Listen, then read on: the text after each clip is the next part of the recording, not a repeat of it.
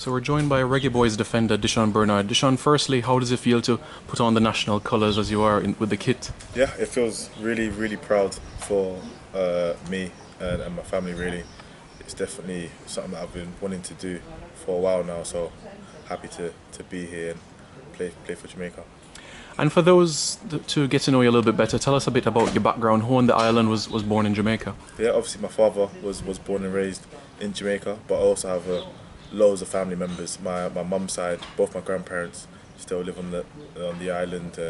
Loads of cousins and loads of family members. So big family that's still there. So I've got to represent for them.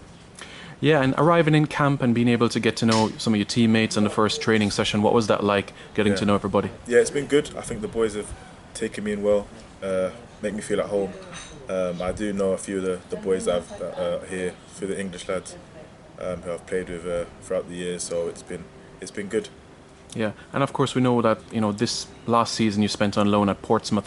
What was the time like, getting some minutes under your belt there? Yeah, obviously it was a tricky season for me, having the big injury at the start of the season.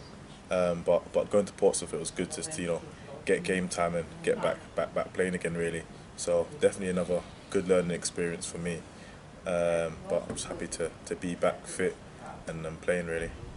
Yeah, and a big summer ahead, as you know, the Gold Cup is on the horizon, 2 friendlies. How excited are you out of this new, fresh challenge of your career? Yeah, really excited. Just really excited to get going and get playing and representing. Hopefully we can make the nation proud and hopefully in the Gold Cup bring a trophy home.